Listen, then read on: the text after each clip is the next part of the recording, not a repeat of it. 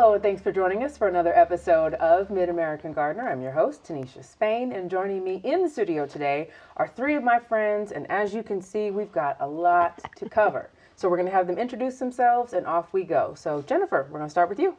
Hi, Jennifer Fishburn. I'm a horticulture educator with the University of Illinois Extension, and I'm in the Springfield area, so covering Logan, Menard, and Sangamon counties.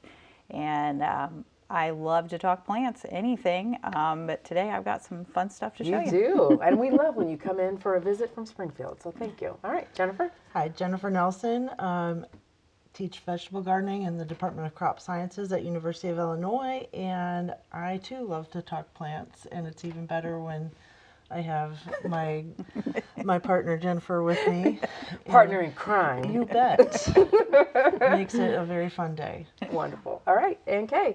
I'm Kay Carnes. I'm a Champaign County Master Gardener. My areas are herbs and flowers. I spend a lot of time at Allerton Park working with their herb garden.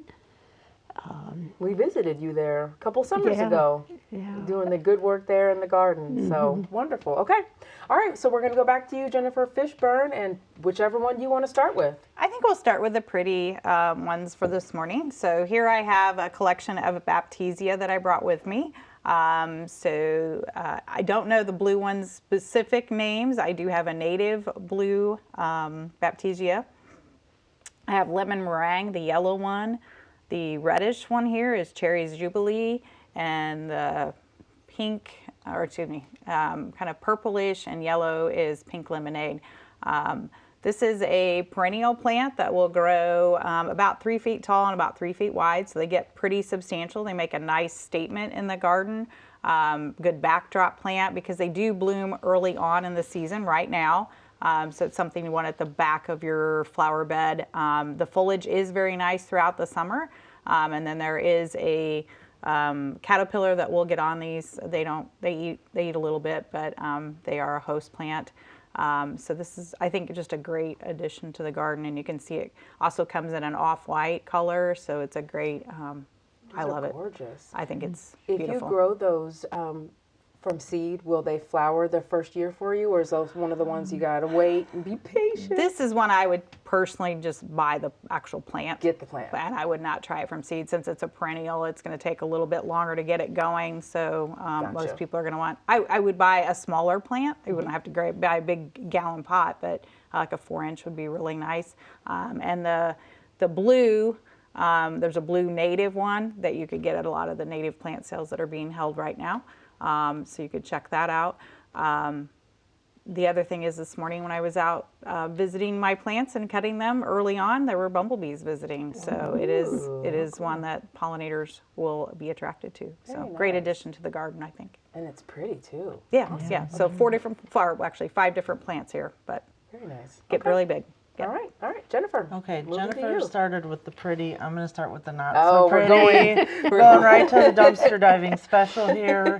So I was grocery shopping yesterday at a place that I grocery shop all the time, and they kind of know me there, and they know that I teach horticulture. And one of the ladies pulled me aside and said, "Hey, I'm going to have to throw these in the dumpster unless you'll take them home." And that was music to I was your ears. like, of course I'll take them. They're free. They are rough. And I was like, well, my first question was, are they even intended for outside? Because sometimes hydrangeas are what you would call like a florist hydrangea, or like they'd be intended they're not hardy here. This is, according to the tag I found inside, hardy here. So we're going to try it. It's called Speedy Red, and it's starting to color up. The foliage is a little rough. I took some of the dead off. I'll probably take more of the dead off later. Technically, if you put it in the ground, like, you probably should remove the flowers just to give it more, like, directing its energy towards rooting in, but I don't know if I can bear to do that. Yeah. It's been through a lot. Yeah, I know. I was looking, the common question we get on the show here is, why isn't my hydrangea blooming, and what do I do to make it bloom, and how do I prune it, all that stuff. This is, unfortunately, from what I can figure out, one of those hydrangeas that has to bloom on old wood. So you've got to have some part of it survive the winter above ground. So I don't know. I have a spot in mind kind of up close to the house. I'm thinking maybe if I throw a little extra mulch over the top after it cools off in the fall, maybe I've got half a shot. But you know what? Even if it doesn't bloom again, it will be a nice green something. Yes. I don't know. It is free. So And it was free. This is part of the fun of gardening to me, to just experiment and try new things. So And you here saved you go. it from the Saved dumpster. it from the dumpster. Now, when you plant that, how far up will you remove leaves? Because you don't want to take them all off. I mean, No, I might take the ones that are totally crispy. Okay. Which seems to be kind of a lot, but, but we'll see. Like I said, free, guys. Yes. So Yes. have some fun in your garden. Experiment. Yeah, it is a shame that that they were going to have to throw it out. So The nature of the business. the nature of the business, they're always getting new stuff. As one of the other staff pointed out, this is a place where plants come to die. Like the grocery store. Like Yes. it's not a garden center. So keep that in mind. Yes. Get them when the cart rolls Get them into when the store. get them when they Yes. put them on the shelf. Yes. Okay. Well, good luck to that hydrangea. Set this guy aside. All right, Kay, you brought some spring pretties. I did. These are iris flowers, and I love irises because they do really well. They're very low care, thankfully. Yes. Yes. Set it and forget it. The plants I've got are probably anywhere from 10 to 15 years old. Oh, wow. And they just keep going. And they come in such You gorgeous... covered up your face. That's okay. She's here to show off the flowers anyway. They come in such gorgeous colors. These are, I especially like this one. It's yellow with a little bit of purple on it. This one's just plain yellow. This is white, actually, That with one is just pretty. a little bit of... Are these the bearded? Is this Yes, the variety? they're- And I hear they're- people say lily and iris. I've heard people call them bearded lilies and bearded irises interchangeably. Iris. No? is more Yeah, accurate. Okay, it's a okay. bearded iris.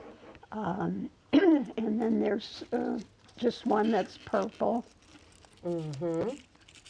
And I had one at home Uh-oh. that was almost brown, but it only had one flower, so I didn't You cut left it. that at home to enjoy it. Yeah. There you go. Is that the one you're trying to get out of So, there? yeah. So this Very is pretty. And so do you thin these out? Because I know sometimes that you have to I rejuvenate don't, them, or I you don't just do having a- anything with it. Nice, lucky. I probably should because they've really spread and but they're healthy and they're producing. So Good. I guess if And ignoring such a great them. sign of spring too. Like when you see that flower stalk go up, you know you've turned the corner on some of that cold weather. Yeah. Wonderful. Okay, thank you, Kay. All right, Jennifer, we are back to you.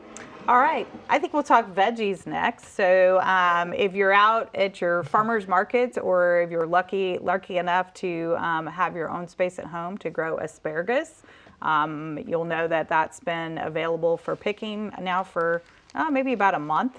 My patch, I think, has a few more weeks left in it. We'll see these temperatures. The fluctuation of cold and hot has really played a number on it. Doesn't really like that too cold, so it's slowed down there for a bit. But what I want to point out is if you are buying this either in the grocery store, hopefully at the farmer's market if you're purchasing it, keep in mind it should always be in water when you go to buy it. If it's not, it's dried out and the bottom parts of it will be woody. Probably can't do this at the grocery store at the farmer's market, but one of the ways to tell if it's woody or not is just to take it and where it snaps, that part is what you don't want discard. that. That's going to be woody and that's going to be fresh. So as long as you keep it in water, a couple of these were in the fridge for several days now, so that's why that part's woody. It actually keeps growing in the refrigerator. But when I pick it, I snap it off the plant, so I know that everything I snapped at that point is edible and good to eat. So please, right now is the best time of the year to buy asparagus in Illinois. You're not going to get it asparagus any looks good. fresher. Yeah, so Question. enjoy it. Yes. When you are leaving some in the patch, are you waiting for it to drop the seed, or are you waiting for the roots? How do you get more Okay. asparagus? So, or both? so typically you're planting what we call crowns. So it's a big root that you're planting early, way early in the spring. And then you're waiting till about the third year to pick it. My patch now is about 9 years old. The way that you're going to keep producing more is you need to keep adding fertility. So lots of manures, lots of compost to your patch. That's a way to keep those plants really growing. But what's happening is the roots should be sending up more and more stalks. If you have asparagus that has the berries on it, as we call it, the fruit on it, those are actually female plants. Like a Martha Washington would be an example. They're not preferred by most growers because they're putting more energy into that fruit, whereas the male versions like New Jersey Night, and Millennium is one, those are great for the actual stalk production, what we're seeing here, the stem production. So I'm not sure what the original question was, but you need to let it. Is it the seed or the roots that gives you more? So it's the roots. The roots. Okay. Yeah, but you need to leave. So at one point here, my patch is going to start to slow down a little bit, not look as full. I'm going to stop picking. I'm going to let these come up, and then they're going to produce the fronds. So they're going to produce the leaves, and that's what's absorbing the energy into the plant for the roots for the next season, part of it. But also they need to have some high fertility. So let it do that, and then cut that off when it yellows in the fall. Okay. I knew to do that, but I just didn't know why, and I wondered if it was dropping the seed or if that was part of the whole energy. Now, the females will drop the seeds, and you will get new ones popping up in your patch. So for some reason, I must have had a female, and so I have several coming up around my patch. Yes. Okay. Let's do one more veggie while we're this is a collection. Okay. So we're gonna wait on this. All right. Let's save that one. We're gonna save these. Okay. All right. Jennifer, what about you? I'm going for the pretty this time. This was what I was actually caught my eye at the grocery store. I had never seen this before. I wasn't sure what it was, and I had to look it up. It's called a sun star, and it's a bulb from South Africa. And the flowers are supposed to last for a month or more. Depending on what you look at, some sources call this a temporary houseplant, meaning that like enjoy the pretty and then compost it because it's not worth trying to rebloom it, but I take that as a challenge. Game on. Well, yeah, because it said what the big challenge is about this is that it needs a long, dry, cool dormancy period. I can handle that of not paying attention to something for the winter. So similar, it seems to be similar to clivia or clivia, I don't know how you pronounce it, but it's a similar looking plant with an orange flower that needs a cool, dry rest period. So I don't know, we'll see. I think it's pretty interesting looking. It is. Yeah. What if you put it in the refrigerator after it bloomed, or died back, if it would possibly keep it a cold period? Yeah, I'll try. Let us know. I will. Let us know. Maybe I'll bring it back next spring, blooming again. Okay. We'll see. Okay. Kay, before we go back down to Jennifer, I wanted to ask, do you have any vegetables, any of your veggies in the ground yet? I'm working on it. Yeah? Good answer. Good answer. Are you doing tomato and what else this year? My husband can't eat tomatoes, so I grow one plant for me. Just for you. Just for you. But I do sweet peppers. Oh, yeah. And I love sweet peppers. Yes, me too. And beans, green beans. That's a big one. I actually have cattle panels for them to grow on. That's helpful. That's a permanent way to do it. Yes. So. Work smarter, not harder, right? Yeah. Okay. Yeah, All right. you don't move the cattle panels. And don't move those. Yes. Okay. So Jennifer? mid-May is a great time to get most of your warm, loving veggies going. And what better place to go is to the garden center and see what we can find to purchase. Now, we highly recommend you start your tomatoes, your peppers, your eggplants all from plants, or start your seeds inside back in, late February, March. But in recent years, they've gone a little overboard because people unknowingly don't know what can be started easily from seed versus what should be started from plants. So now we find in many of our garden centers selections of plant material that Jennifer and I cringe because we say for what you just paid for that one plant, you could have bought a packet of 50 seeds and had all kinds of plants. So this one here is a kohlrabi. This is an individual kohlrabi. Think the price was around $5. You can go buy a whole bunch of kohlrabi at a farmer's market, like probably several for $5. So this would not be a great purchase from the garden center. These are kohlrabi, super easy to grow from seed. So we highly recommend that you do that. Corn is another one, and this is really, really easy to grow from seed. We can see that in Central Illinois and all of our cornfields. We're surrounded by it. Yes. I'm going to refer to my friend Jennifer to tell us about how many you should actually have in order to have correct pollination. What would you say? You need to plant like in a square. You need more than 3 plants. I would say like probably at least 16 plants, something like that. This hurts my heart. Because I studied, some people know that are watching, I studied sweet corn in grad school. Yeah, this is not okay. We would transplant stuff occasionally to the field for various research reasons, but we were very careful about it because when they get past a certain size, they get stunted from being in the pot. So this is probably not going to end well. No. And if you did want to try it and it did go, you would need to buy, as Jennifer said, probably about 5 of these if they had 3 plants apiece in it. And then you need to tease them apart and plant them at least a foot or 2 apart in your garden. So this is getting expensive if you're buying it like this. Yeah, no kidding. So and like this we is said, the what not to do. This is the what not to do. So start your sweet corn and your popcorn from seed. Also, if you are going to try to grow sweet corn and popcorn, make sure that you're planting them so that they're not going to be pollinating at the same time. So keep that in mind as well. So look at the days to maturity on the variety, or plant them, like wait a few weeks before you plant the other. Noted. Yeah. Okay. I don't think I've ever seen corn at a plant sale. We've seen it before. Yeah. We decided we were going to talk about it today. Today was the day. We went huh? looking for it. Yes. So. And Yes. speaking of them growing anywhere, I had a kernel sprout in my pantry. And we thought that was the most hilarious thing. We came back from a vacation and there was a tiny little popcorn going in the pantry. Anyhow. Alrighty then. And then obviously there are many more examples that we didn't bring with us because we couldn't bring ourselves to pay $5 for any more plants. To teach us a lesson. To teach you a lesson. So we saw green beans in pots. That's super easy to grow from seed. Another one that you might get a little advantage from, but again, squash, watermelon, melons, you can also buy those in pots as plants. I think you might get maybe a week, 10 days, maybe 2 weeks advantage on that, but those are easy to grow from seed as well. Lettuce and kale kind of got under our skin lettuce too. and kale was.